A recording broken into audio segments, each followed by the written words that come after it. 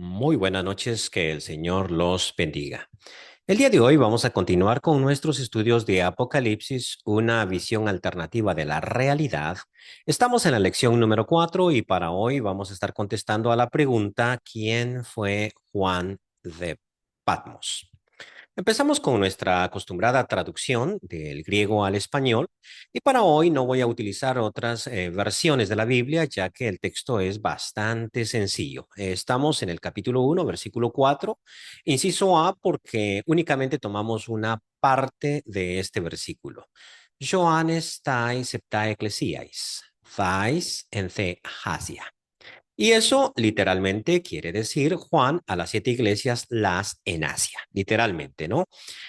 O las en la Asia, ya que en el griego se utiliza el artículo antes de cualquier nombre propio. Nosotros lo eliminamos en español y por eso suena feo decir las en la Asia. Pasándolo a un español mucho más sencillo, diríamos Juan a las 7 iglesias que están en Asia.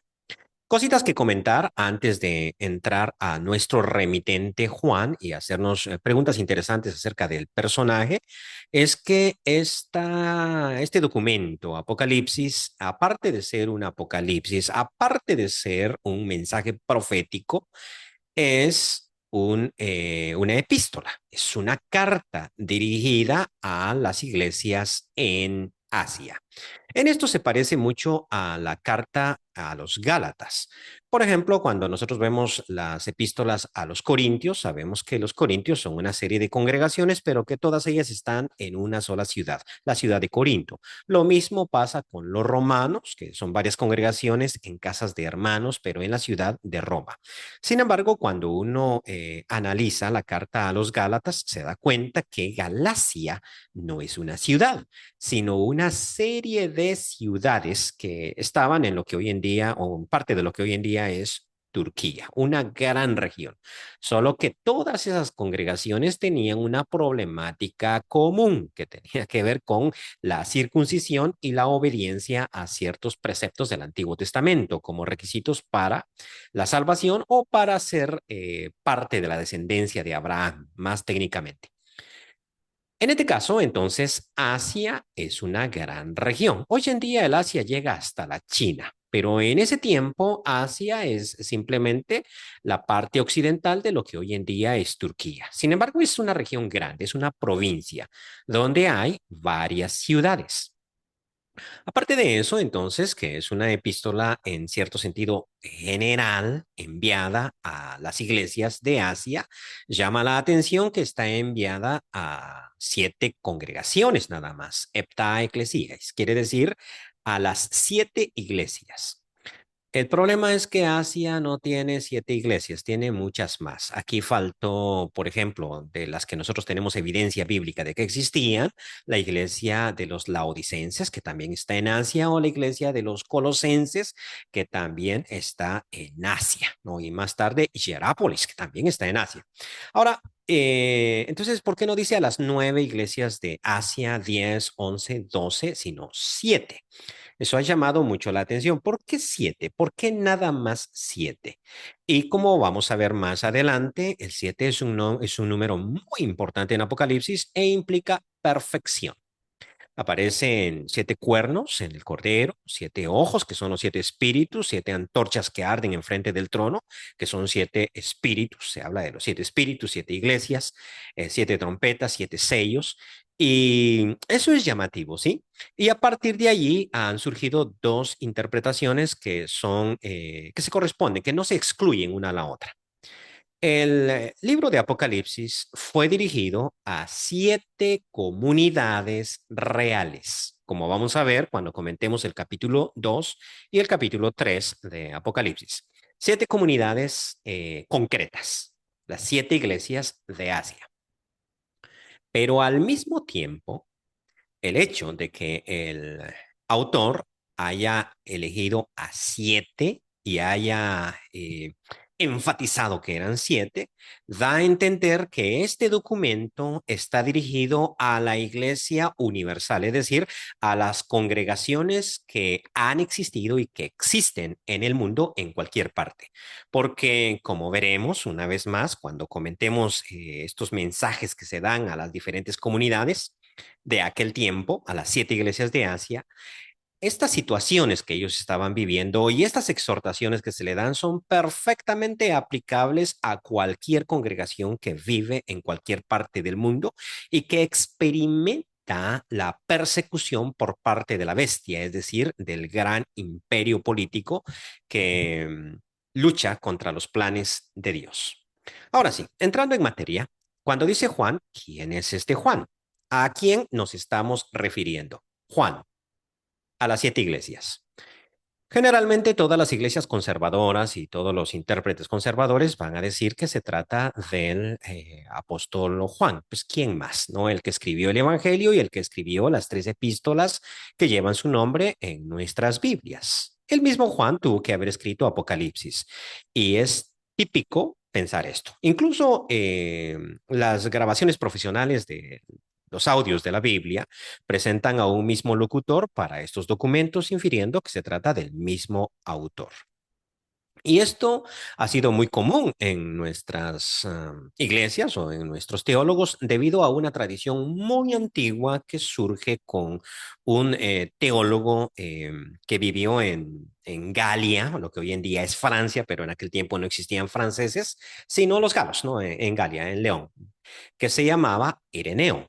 El caso es que Ireneo es una autoridad en la iglesia. Él no conoció a los apóstoles, pero fue un discípulo de Policarpo, que a su vez fue discípulo de Juan el apóstol, y eso le da un rango de autoridad. Y entonces este Ireneo nos dice a nosotros que el autor de Apocalipsis no es otro que Juan el apóstol. Y obviamente, por la gran autoridad que tiene y por la gran cercanía que tiene a Juan, prácticamente sería su nieto espiritual, ya que, como dijimos, él es discípulo del que fue discípulo de Juan. Por esa autoridad, fue tradición en toda la iglesia pensar que se trata del mismo autor.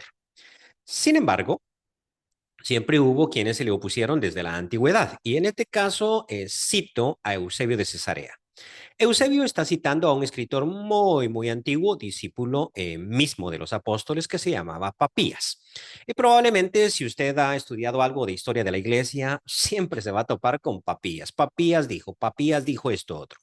El problema que tenemos con Papías, que es un teólogo que vive en el siglo II y que conoció a muchos apóstoles personalmente, es que hoy en día no tenemos sus escritos.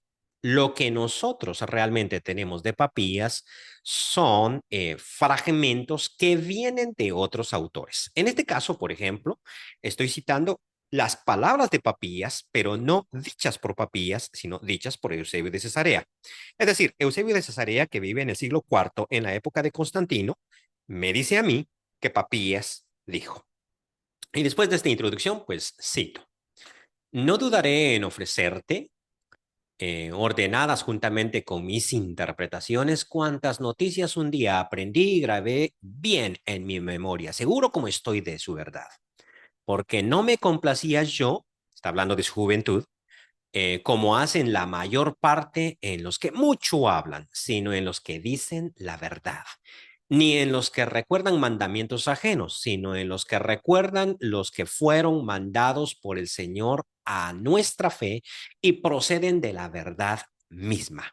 Típico de los cristianos de aquella época decir que no se fían en la elocuencia, sino en la veracidad del discurso. Y esto porque los apóstoles del Señor eran personas del vulgo, sin mucha experiencia de oratoria, pero decían la verdad y recordaban las palabras de Jesús. Sigue diciendo, y si se daba el caso de venir alguno de los que habían seguido a los ancianos, yo trataba de discernir los discursos de los ancianos. ¿Qué había dicho Andrés? ¿Qué Pedro? ¿Qué Felipe? ¿Qué Tomás o Santiago? ¿O qué Juan o Mateo? ¿O cualquier otro de los discípulos del Señor? Igualmente lo que dicen Aristión y el anciano Juan. discípulos del Señor, porque no pensaba yo que los libros pudieran serme de tanto provecho como lo que viene de la palabra viva y permanente.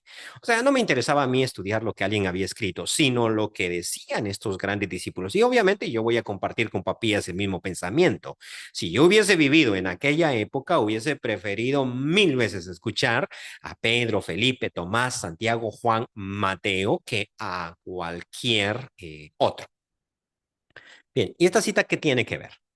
Simplemente que Papías, en este caso, ¿no? Y Eusebio de Cesarea resalta este punto, distingue entre Juan, el apóstol, aquí no los llama apóstol, simplemente dice, eh, los llama ancianos, ¿no? Lo que los ancianos decían. Andrés. Obviamente cuando Jesús llama a Andrés, Andrés es un joven, pero en este momento en que Papías lo conoce es un anciano. Andrés, Pedro, Felipe, Tomás, Santiago, Juan y Mateo. Todos ellos son apóstoles. Luego separa a otros dos de renombre que no son apóstoles, por eso dice, o a cualquier otro de los discípulos del Señor. Es decir, separa a los ancianos, que nosotros llamaríamos apóstoles, de otros discípulos del Señor. ¿Quiénes? Bueno, Aristión y el anciano Juan. Y esto es lo que llama la atención. Las letras negritas fueron puestas por mí. Distingue a Juan el apóstol de el anciano Juan. Y de aquí Eusebio dice, en Asia Menor había dos grandes líderes que llevaban el mismo nombre, Juan el apóstol y Juan el anciano, o en griego, el presbítero. Y esto es una gran realidad, ¿sí? Juan no es un nombre griego, es un nombre hebreo. En hebreo se dice Joná, que es el nombre que tiene Jonás, quiere decir paloma. Nuestro profeta, o el profeta que lleva ese nombre, precisamente se llamaba así Paloma, ¿no? Pero Joná en hebreo, Jonás se traduce al español, y cuando uno pasa ese nombre al griego, pues obviamente uno dice Juan. Y eso se da porque en hebreo los nombres pueden terminar con A y son masculinos, como el caso de Judá, y en este caso Joná, pero en griego no, porque la alfa es femenina. Entonces tienden los griegos a colocar una letra para hacerlo masculino. Por eso es que a Judá se le pone una sigma o una S, ¿no? Para hacerlo Judas. Judas y Joná, pues es el mismo. Y lo mismo sucede en el caso de Jesús, ¿no? Pero en este caso porque Josué o Joshua en hebreo termina con A, entonces le agregamos una S, ¿no? Para que haga Jesús. Y lo propio también sucede con Juan, a quien se le agrega una N para que suene a masculino, ¿no? Y por eso se dice Juan. Eso quiere decir que conocemos nosotros por el Nuevo Testamento a tres personas que llevan ese nombre. Es un nombre muy común. Juan, el padre de Simón Pedro, Simón hijo de Jonás o hijo de Juan, como en efecto se dice en griego en el capítulo 21 de Juan, Juan el Bautista y Juan el apóstol. Bueno, ya allí tenemos nosotros tres Juanes en el Nuevo Testamento. Y en este caso, nuestro autor, Papías, agrega otro Juan, Juan el anciano o el presbítero. Bien, interesante. Entonces, cuando ya nosotros vamos una vez más a la pregunta, ¿quién escribe Apocalipsis? Pues Apocalipsis me dice simplemente Juan. Pero ¿cuál de los dos? ¿El apóstol o el anciano? Porque los dos viven en Asia. Lo curioso es que los libros apocalípticos, los que no son canónicos, como el caso del libro de Enoch, siempre hacen alusión a un gran héroe de la antigüedad para agarrar renombre. Por eso se dice que son pseudoepígrafos. Dicho de otra manera, el libro de Enoch no lo escribe Enoch séptimo desde Adán, sino que lo escribe alguien más por ahí en el siglo segundo antes de Cristo. Y de hecho, el libro de Enoch fue compuesto en diferentes momentos por diferentes autores. Eso es lo que los eruditos dicen hoy en día y se terminó de escribir todavía en el siglo primero. Pero el caso es que siempre se hace alusión a un gran héroe de la antigüedad, como es el caso de Enoch. Nuestro Apocalipsis, el que aparece en la Biblia, por el contrario, es sumamente sencillo. Ni siquiera dice Juan, apóstol de Jesucristo, sino simplemente Juan a las 7 iglesias que están en Asia. O en el versículo 9, yo Juan, el hermano de ustedes y compañero. Ego Joanes, o Adelfos Humón, Kai Sunkoinonos. O sea, Joadelfos. Simplemente el hermano Juan. O simplemente Juan. ¿De qué Juan estamos hablando? La cosa se complica cuando nosotros vemos el evangelio que lleva su nombre. Es anónimo. Si uno revisa el Evangelio de Juan, por ningún lugar aparece el nombre de su autor. Simplemente en el versículo 24 del capítulo 21 dice, este es el discípulo el que está dando testimonio acerca de estas cosas y el que escribió estas cosas. Y sabemos que su testimonio verdadero es. Judos estin, homatetes. O sea, simplemente homatetes, el discípulo. Homarturon, el que da testimonio, es un participio presente, el que da testimonio, perizuton, acerca de estas cosas, cayó hograpsas, o sea, el que escribió zauta, o el que está escribiendo esto del evangelio, ¿no? Y lo que llama la atención es el kai oidamen, que se traduce como y sabemos. Jodialetes auto marturía esti, que su testimonio es verdadero o verdadero es. ¿Por qué llama la atención? Bueno, aquí presenta al autor del Evangelio como el discípulo amado. Y decir que el discípulo amado es Juan el apóstol es una especulación basada en el hecho de que en el Evangelio de Juan por ninguna parte se menciona a Juan el apóstol y sí a varios otros de los apóstoles, como es el caso de Andrés, de eh, Natanael, de Pedro, de Tomás, de Judas, los dos Judas se mencionan, etcétera, ¿no? Felipe también. Entonces, a partir de allí se dice, bueno, no se menciona a Juan el apóstol, sí a un tal discípulo amado. Entonces, el discípulo amado, pues es Juan el apóstol, y como aquí dice, este es el discípulo eh, el que está dando testimonio acerca de estas cosas y el que escribió estas cosas, pues obviamente está hablando de la misma persona. Entonces, de ahí se deduce, Juan escribió el evangelio que lleva su nombre. El problema lo presenta este Kai Oidamen, que se traduce y sabemos. ¿Por qué no dice y ustedes saben? Que mi testimonio es verdadero, que sería lo lógico.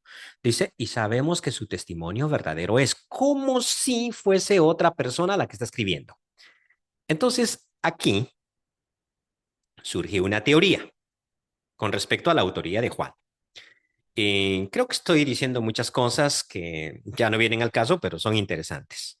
La teoría moderna me dice a mí que el Evangelio de Juan fue escrito originalmente, probablemente, por Juan el apóstol, el discípulo amado.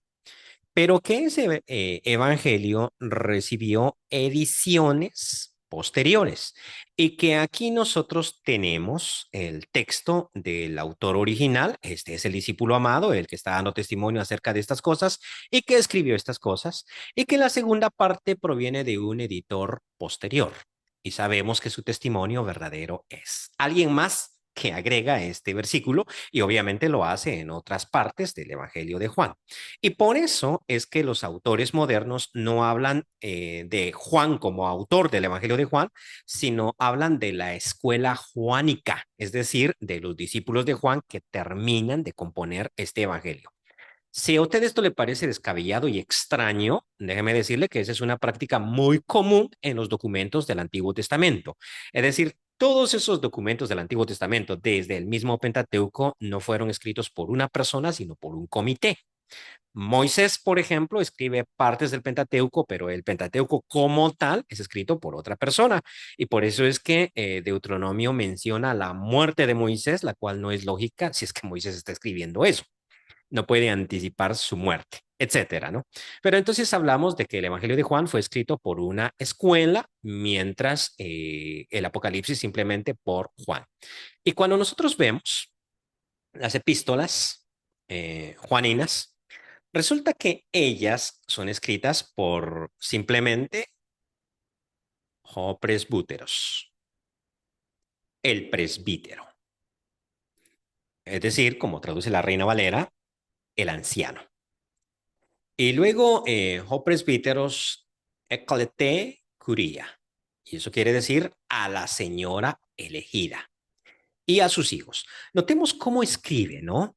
El anciano o el presbítero a la señora elegida. No menciona a la iglesia, mientras Apocalipsis, el término iglesia, viene a ser importante, ¿no?